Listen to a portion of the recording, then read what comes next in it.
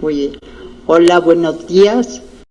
Es para mí un honor, de verdad, y estar aquí celebrando 25 años. ¡Qué barbaridad! ¿Cómo se pasaron estos 25 años? Agradezco mucho a la doctora Judith González el haber hecho este evento y darme la oportunidad de intercambiar con ustedes algunas experiencias de cómo nace el proyecto de la Escuela y Facultad de Farmacia, ¿sí? Quisiera dedicar esta conferencia a mucha de la gente que colaboró con nosotros como profesores, como asesores, sí, y que ya no están con nosotros, pero seguimos recordando el trabajo que nos acompañó todo el tiempo. Quisiera empezar entonces por, sí, y en algunas de las, a ver si puedo hacer esto, porque creo que hay que apuntarle, creo que tiene que llegarle para allá, ¿no? Allá, ¿no? Como que no cambia, ya. Bien, quisiera en especial mencionarles que este proyecto en realidad empieza mucho antes. ¿Sí me escuchan, verdad? Sí. Ah, bueno. Que estoy transmitiendo. ¿Y lo puedo quitar? No. Bueno. Entonces, este proyecto en realidad empieza a gestarse muchísimo antes de lo que se aprueba oficialmente. Resulta que el ingeniero Sergio Figueroa, el rector de la UAM, visitaba mucho al doctor Francisco Giral, mi padre, y entre ellos dos empezaron a soñar y crear esta idea. Se suma el maestro Gerardo Ávila en realidad, y entonces empiezan a discutir la posibilidad de hacer algo que rompa con este círculo vicioso, este tabú que tenemos con la identidad del farmacéutico, con esta diferencia que tenemos con todo el mundo. Y entonces evidentemente invitan a mi padre, y bueno, mi padre dice, ya no tengo edad, pero mire, hay dos personas que segurito yo dirijo y van a hacer la facultad. Y esas éramos Marisela Plasencia, Valesca, Adriana, mucho gusto tenerlas aquí, y nos ponen a trabajar, ¿no? Éramos el brazo ejecutor, operativo.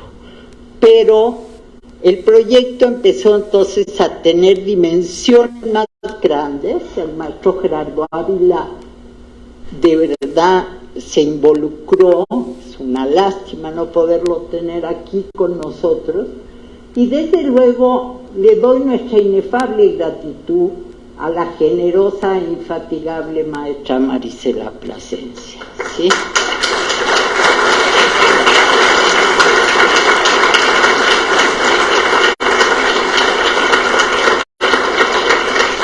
Era una persona muy curiosa porque ella se dedicaba a la industria, sin embargo su preocupación por la educación superior y por vincularnos con el medio empleador era enorme, su visión era enorme y evidentemente dejó plasmada su huella. Bien, cuando empezamos a hacer este proyecto, sabíamos que era difícil, empezamos 3 años antes, pero tomamos la definición de los servicios farmacéuticos que establecía la Federación Internacional Farmacéutica, además de la idea que se tenía, ¿sí?, de tomarlo más que nada como una herramienta e ir adecuando, como veremos más adelante, las definiciones. Es ineludible y irrefutable el impacto de los medicamentos en la esperanza y calidad de nuestra vida. Según el informe Weber, que acaba de salir, entre 2000 y 2009, la introducción de nuevos medicamentos generó un aumento de 73% en la esperanza de vida. En países desarrollados que cuentan con agencias reguladoras capaces de autorizar el ingreso. La industria farmacéutica, por otro lado, representa el segundo mercado de medicamentos en América Latina y el 12º a nivel mundial, y destaca su relevancia en la mejora de la expectativa y calidad de vida. México, además, contaba con una gran tradición farmacéutica, como lo demuestra el Códice Martín de la Cruz, y sin embargo perdimos ley, políticas, tradiciones, el acceso a los medicamentos se ha venido deteriorando, y este es uno de los 6 elementos claves para que funcione un sistema de salud. Si no hay acceso continuo a medicamentos, no hay salud, ¿sí? Bien, vamos a ver un poco de la historia que me pedían el origen. ¿Qué pasa con este juego de palabras de los títulos? ¿Sí?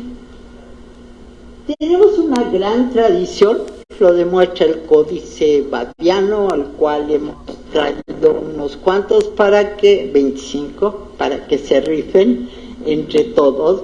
Es la primera farmacopea de las Américas, como veremos luego, pero había una gran tradición, y curiosamente el Panamacani, por algunos de los náhuatl, era perfectamente establecido, como en el edicto de Salerno, quién preparaba los medicamentos y quién los daba. ¿Sí? Eran 2 personas, tenía que ser así para establecer la calidad. Luego viene el maestro boticario, que se llama farmacéutico, por eso en este país hubo gente que tenía el título de farmacia hasta 1922. Esto era muy curioso y lo traigo porque una de las cosas, lo que se pedía era saber latín, ser de buena familia, whatever that means, ¿sí? O sea, no sé quién decía que era buena familia, ¿no? Estar limpio de sangre, también muy objetivo, ¿no? Aprobar un examen, ese podía ser objetivo, no ser mujer, ¿sí? Y en 1799 se ordena la eliminación del Real Tribunal del Protomedicato, que era separando por completo las facultades de medicina, de cirugía y de farmacia. En 1833 se crea el establecimiento de ciencias médicas para regular y reglamentar las actividades de los farmacéuticos, y farmacéutico quedó establecido en el Colegio de Medicina. El artículo 24 de la Ley de la Instrucción Pública del Distrito Federal da una perfecta descripción de los estudios de farmacia y medicina, quizá mucho mejor de lo que podemos tener, y en ese caso los estudios, dice, se harán en la misma escuela en 6 años del modo siguiente: primero, segundo y tercer año, los mismos estudios, farmacia y medicina, y en cuarto año se separan tanto en ejercicio como la... Ese proyecto fue uno de los que presentamos al principio para tratar de hacer un tronco común entre farmacia, medicina, pero si algo es difícil, no solo en el mundo, pero en este país, es cambiar muchas veces las mentalidades, y nos vieron así como arribista. ¿Quieres llegar y tener empleo? No, si tenemos empleo, pero no nos creía. Después de este año crítico, ¿no?, surge un evento que viene a desvirtuar la identidad de nuestra profesión, que que es que se descubre que México tiene petróleo, ¿sí? Y esto se descubre en tiempos de la Revolución, con el general Venustiano Carranza, y él dice en 1916, ¿sí? Luego enseño las fotos, dice, ¿quién sabe química en este país?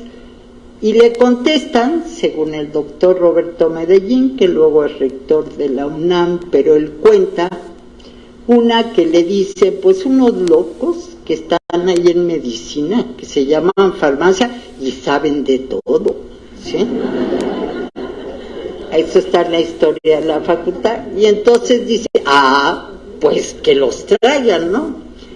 Y en esa época, como dice el doctor Roberto Medellín, un poco estábamos hartos de los médicos, ¿sí? Profesión dominante, medicocracia. Y por otro lado, pues, ¿quién se resiste a la invitación de un general revolucionario? ¿Sí? Entonces se trasladan a la Escuela Superior de Química para preparar más que nada profesionales hacia la industria química y petroquímica, pues el país transitaba rumbo a este momento coyuntural en el cual el petróleo significó un avance muy importante en el crecimiento de México. Empieza a surgir el licenciado en farmacia, en UAM, y posteriormente tenemos que ver qué nos ofrece el futuro. Esto está en estudio por la Federación Internacional Farmacéutica como uno de los referentes, y no hay que olvidar, desde luego, que cada país tiene que pensar en su gente y en él. Este es el Libellus de Medicinal Lucidorum Nervis, el Códice Martín de la Cruz, que es una obra de arte, pero curiosamente es el primer proyecto que se presenta en 1500 como un proyecto como los que presentamos a CONACYT. Se les presenta a Fernando VII para que vea que enseñarle a leer y a escribir a los indígenas de México era productivo, ¿sí? Porque sabían muchas cosas. En ese momento se iba a retirar de Santa Cruz de Tlatelolco esta concesión que habían hecho, o sea, que se pudiera saber leer y escribir. Y en eso tiene mucho que ver Martín de la Cruz, porque curiosamente cura a la duquesa de Chinchón, por eso se llama la cinchona, la quinina, y la cura con quinina. Entonces llega a ser virrey y le promete que va a respetar a los farmacéuticos, ¿sí? Atrapados entre la historia y el futuro, nos pusimos a trabajar. La tensión entre lo mundial y lo local, convertirse poco a poco en ciudadanos del mundo sin perder sus raíces y participando activamente en la vida de la nación y las comunidades de base. Esto lo dice la UNESCO con Jacques Delors en 1997, invitando al mundo a revolucionar la educación y cambiar la educación de estudios napoleónica y tradicional. Se desvirtúa, esta es la foto donde están tomando en 1916, Venustiano Carranza nombra la Escuela Nacional de Industrias Químicas como un poco, para que vean el nivel, lo que se le pedía a los estudiantes era que supieran leer y escribir, ¿sí? Es casi como ahora, ¿no? Entonces, ahí, ¿qué pasa? La escuela se incorpora a la UNAM y es hoy la Facultad de Química con su desarrollo muy personal.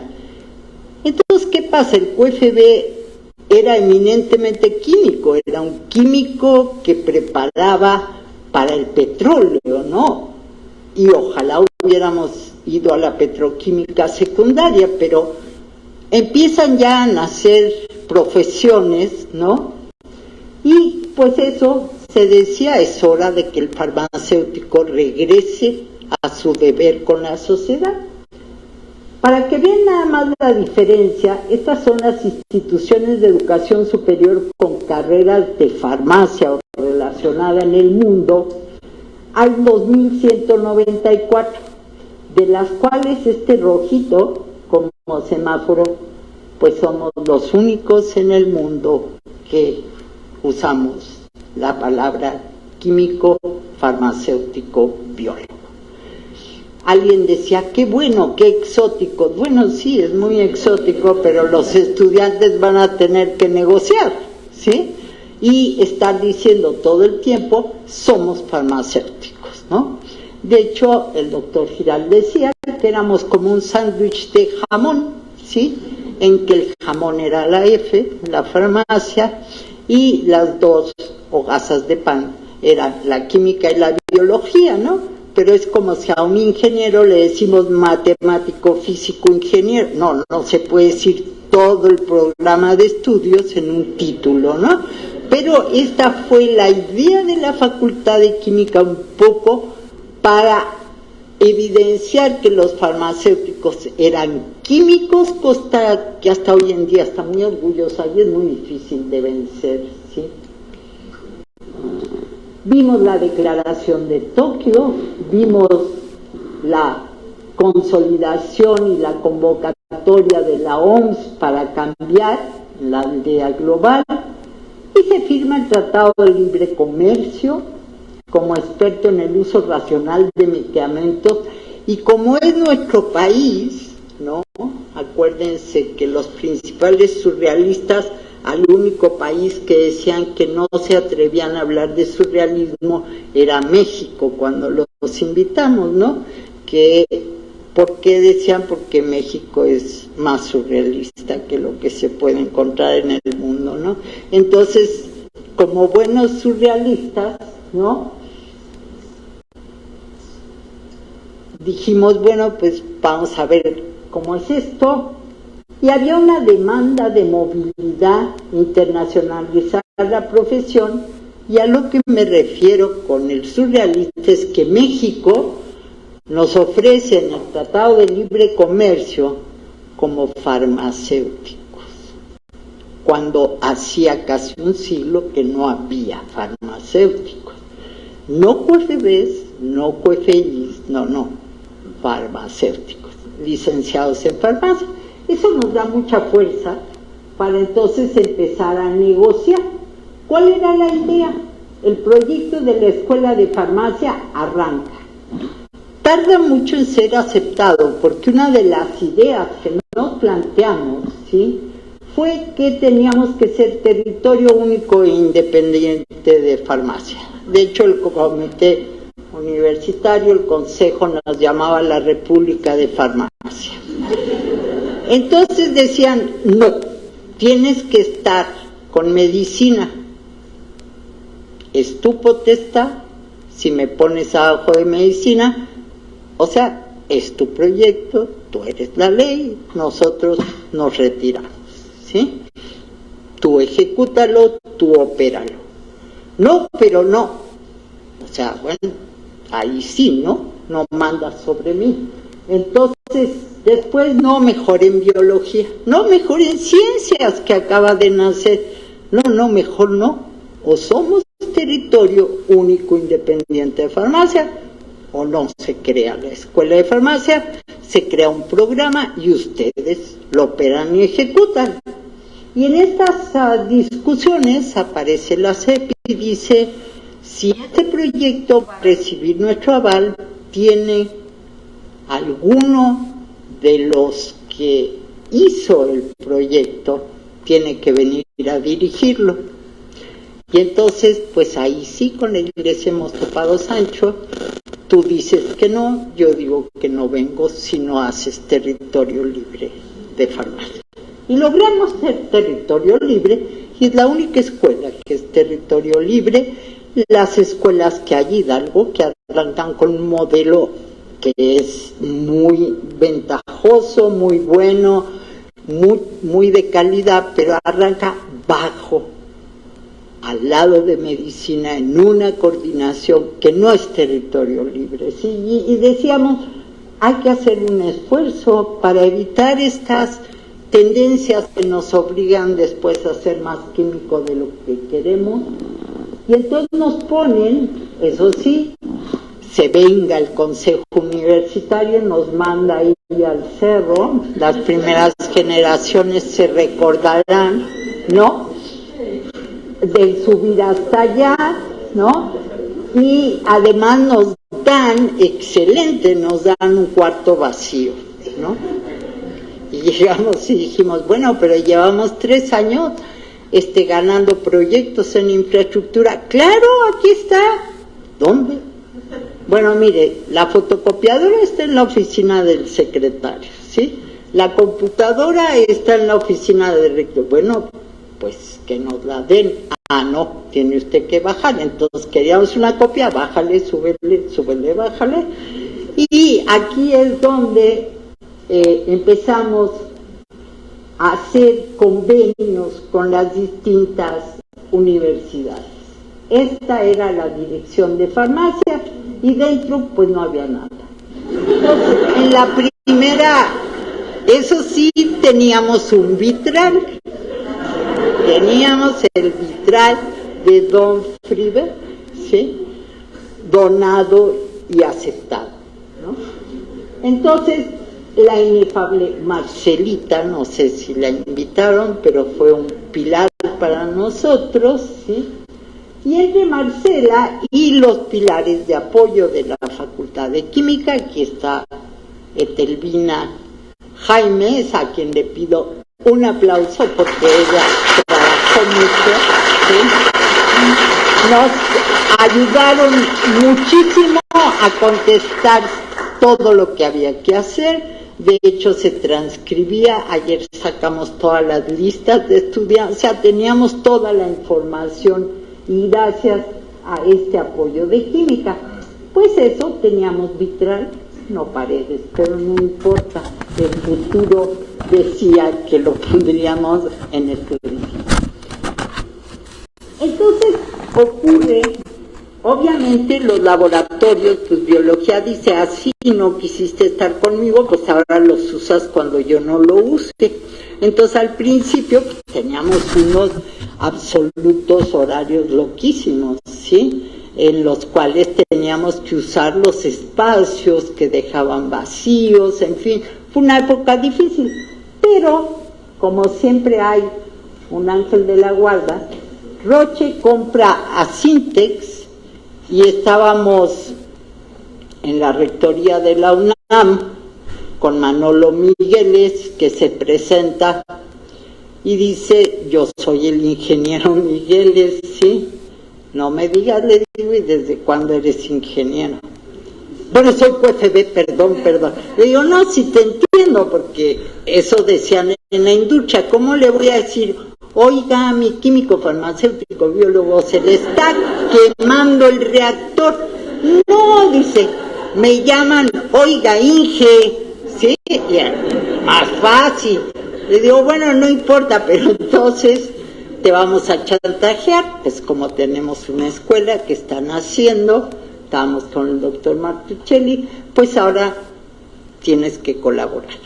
Perfecto, entonces sacamos becas y también el material de vidrio.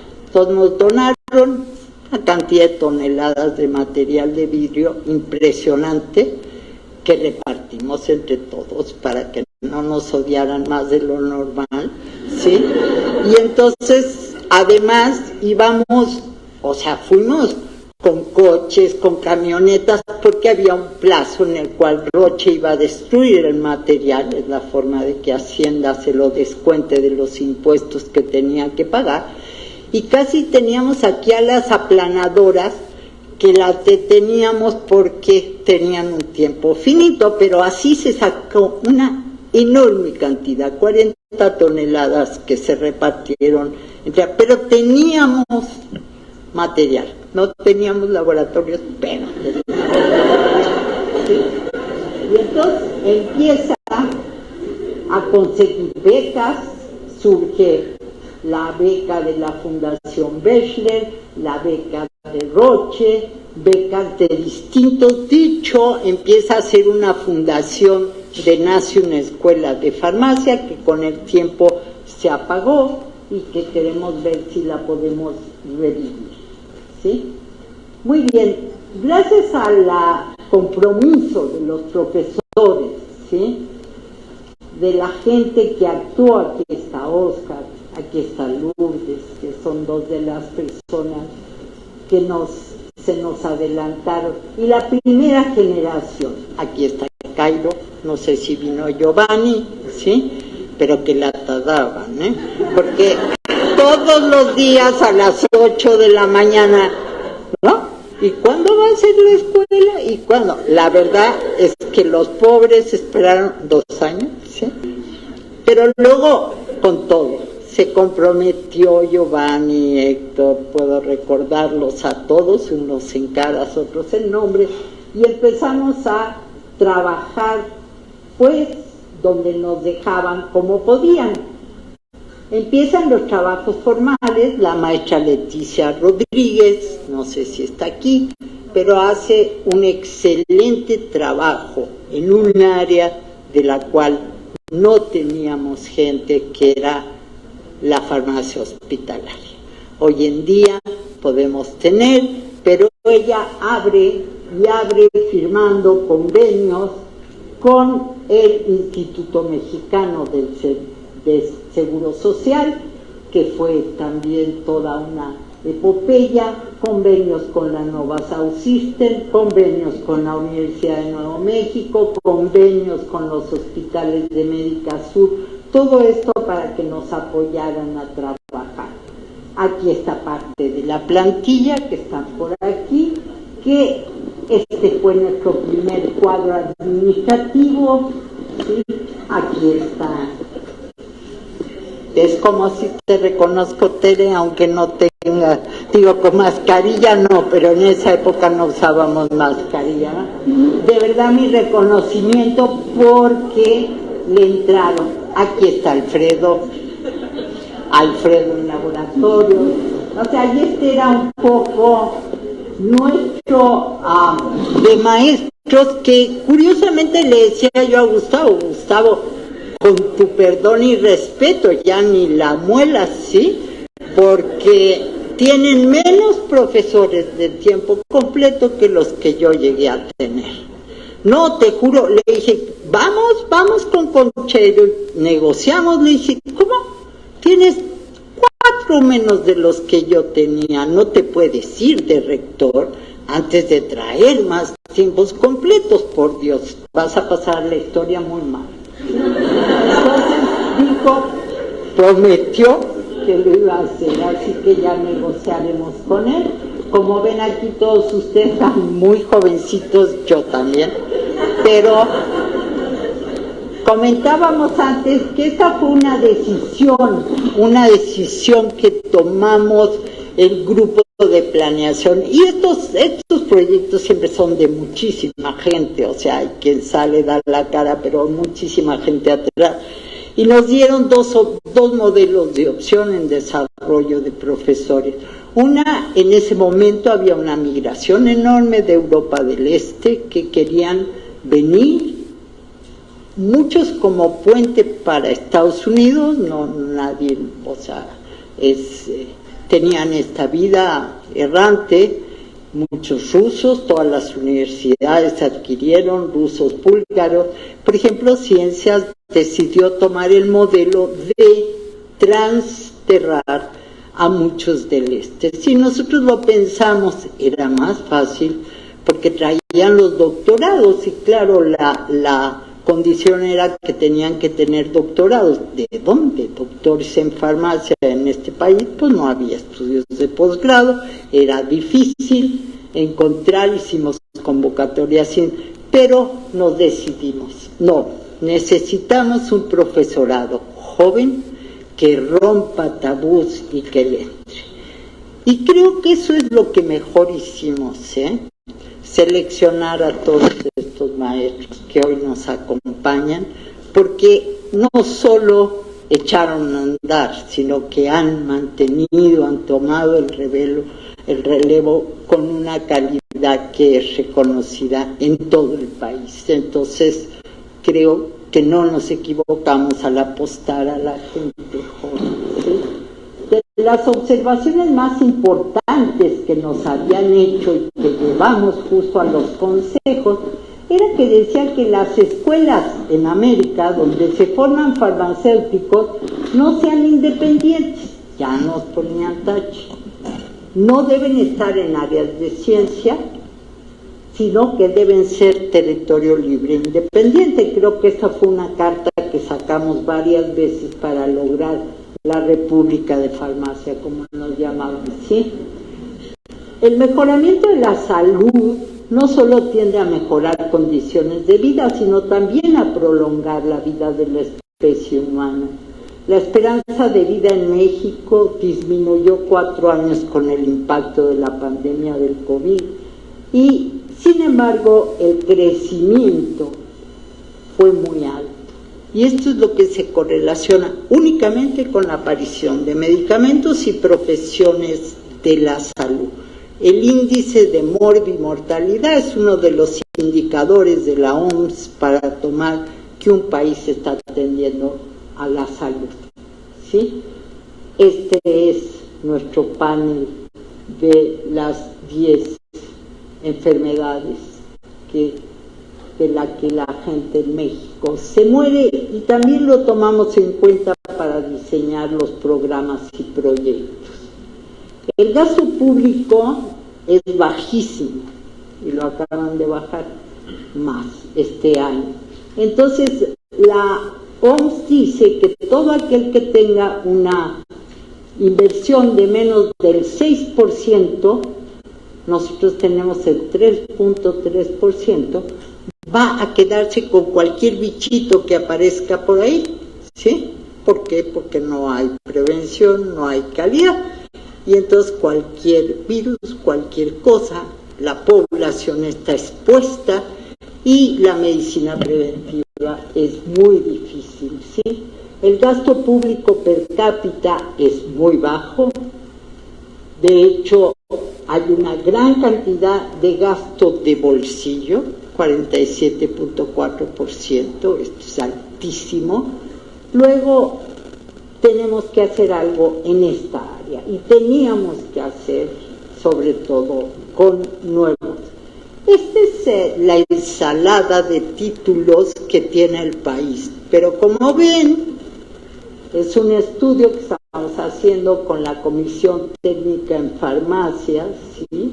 Con las cédulas reales que saca el Departamento de Servicio Social, y este es el número de cédulas. Como ven, la mayoría seguimos siendo QFBs, entonces cada vez que se vota, y aquí DEA también tiene experiencia, ponemos a votación, vayamos hacia que se llamen farmacia, pues los QFBs dicen no, por si las dudas, ¿no? O sea, si ya no somos QFBs, yo les decía, a ver, ya, ¿a quién le tenemos que decir que somos farmacéuticos? O sea, es absurdo, es a ayudar a las nuevas generaciones a que tengan menos problema para homologar.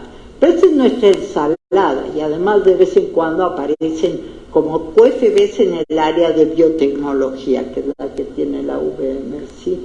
Y entonces, por suerte, estamos generando aquí en la comisión que dirige ahora la doctora Judith, para hacer ciertos requisitos y características para llevar los títulos que se van a negociar en los tratados de libre comercio, ¿sí?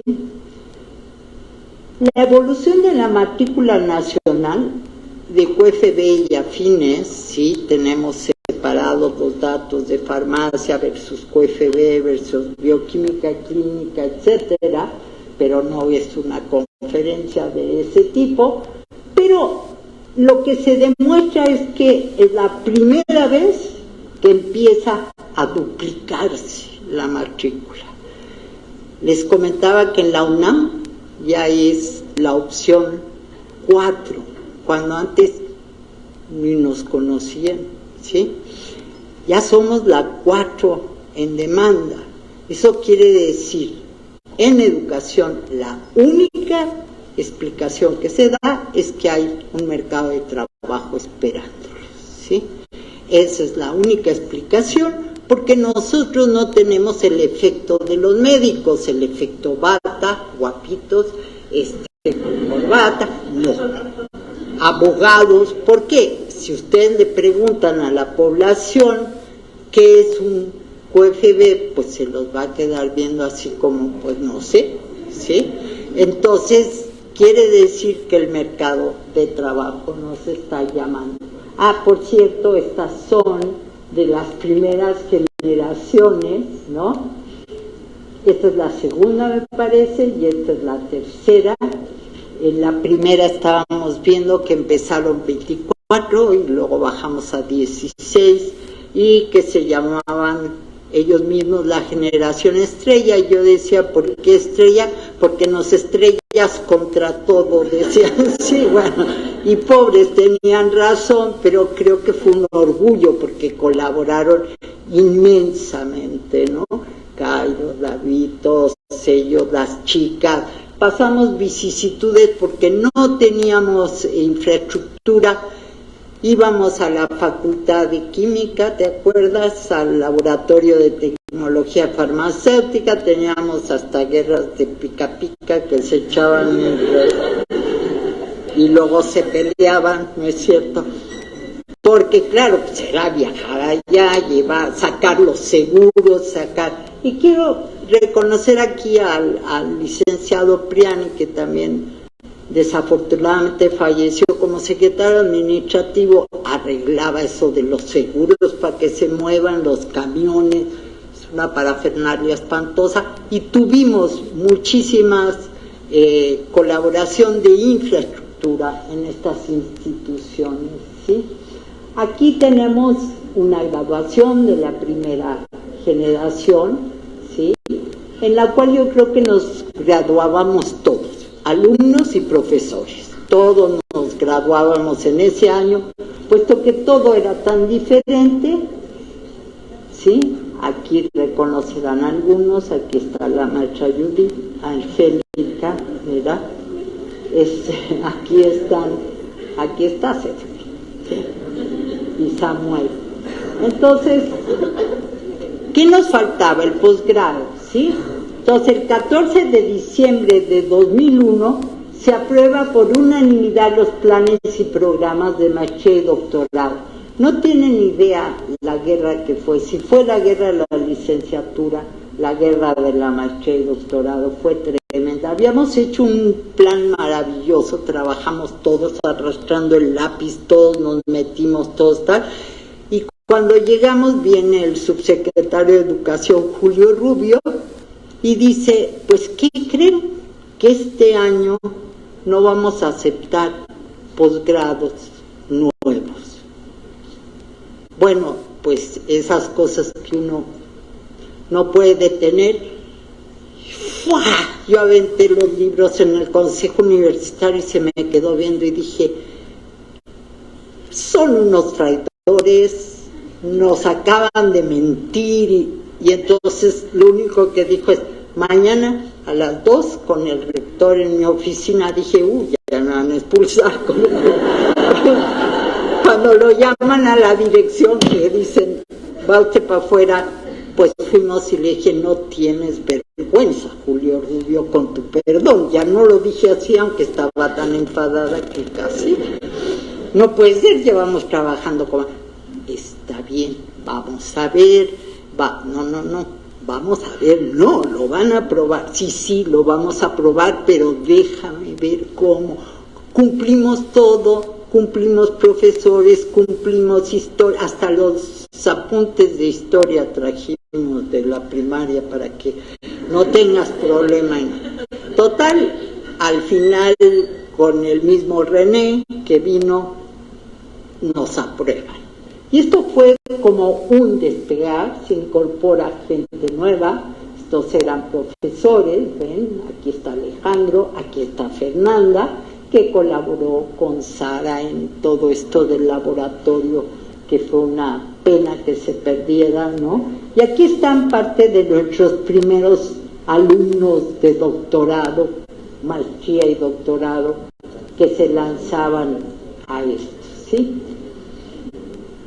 Las distinciones que tuvimos, muchas de estas eran a la escuela como tal, o sea, sacudió al gremio, y esto lo dio el Colegio Nacional de QFBs, como la aparición de un éxito como escuela.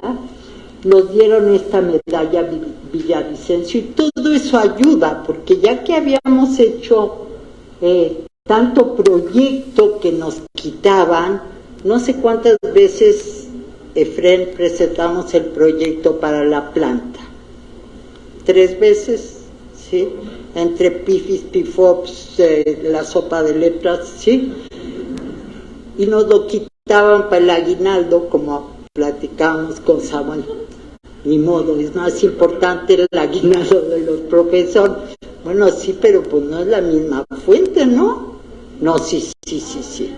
Y así año con año. Entonces, como ven, yo creo que hubiéramos hecho 3 facultades. Aquí ya los chicos empiezan, y ya MINSIC y todos empezamos en este laboratorio incipiente, que Sara le empieza a dar ahí una forma oficial y hace maravillas para recuperar. Empiezan a internacionalizarse los estudiantes. Esta fue la Panamericana, ¿no? ¿Sí? Que venía de la FIP, pero ya empiezan a intercambiar hasta con estudiantes, domicilios, etcétera. Igual que Nuevo México, aquí está Aguirre, y empezamos a tener ahí un conato de laboratorio de tecnología farmacéutica, varios laboratorios nos lo dan. Pues siempre hemos sabido luchar. Recuerden cuando íbamos defendiendo a la UAM en la marcha que hubo, ¿sí? Que el lema lo inventó Samuel, no sé si lo debo decir, pero sí, porque él decía, la escuela, la facultad de farmacia es poca, pero hacemos coca, decía. ¿Sí? Entonces, pues bueno, así empezaron a cantar y ni modo, ¿sí? Nunca hicimos coca, nos hubieron. En todo lo que peleábamos era un presupuesto digno, ¿sí? Un presupuesto que pudiéramos crecer, que era justo lo que yo le decía ahora al señor rector, ¿sí? Ya no puedo ir para atrás, me lo pasas para atrás, ya son las últimas, no, bueno, hay 2 para atrás. Y yo creo que ahora hay que luchar, y desde luego el tener esta facultad con esta infraestructura que se logra, este reconocimiento internacional, esto yo creo que es muy fácil que peleemos por un lugar más allá internacional, que tienen toda una base y lo están haciendo, y creo que todos podemos colaborar, ¿no? Y esto dice la FIP en su reporte de la fuerza de trabajo. Hay un aumento de volumen de prescripciones, que implica más farmacéuticos, crecimiento de la población de más de 65 años, cambia el papel del farmacéutico, y no creo que solo el papel del farmacéutico, cambia la vida, a todos nos cambió la pandemia, el teletrabajo, la teledistancia, los telemedicamentos que podemos conseguir por internet, el poder prescribir, todo eso quiere decir formar gente diferente, ¿no? Hay déficits en todo el mundo, esto lo arroja la OMS. ¿Y qué quiere decir eso? Cuando hay un déficit en los países desarrollados, lo más fácil para ellos es reclutar a los países en vías de desarrollo. Y así como en esta UAM vinieron a reclutarlos para Nuevo México y se llevaban generaciones enteras de enfermeras y de médicos, la OMS llama la atención. O sea, los profesionales de la salud van a migrar por buenos sueldos, y yo diría que por buen reconocimiento del país, porque los necesita, y eso está pasando con Europa, ¿sí? Inglaterra tiene el 40% de su personal de salud pertenece a otros países de Europa, o sea, invertimos, gastamos, se los criamos, además les mandamos los mejorcitos, ¿sí? Y se quedan con ellos. Pero además se quedan con ellos porque el país no tiene un programa para recuperar, ¿no? Ahí está Juliana Albarrán, ¿sí? Que está ahora trabajando en Dinamarca, me puso, ¿sí? ¿No? Tenemos tanta gente que quiso venir, ¿sí? Y no la recibimos, ¿sí? Plazas, necesitamos plazas de tiempo completo, ¿sí?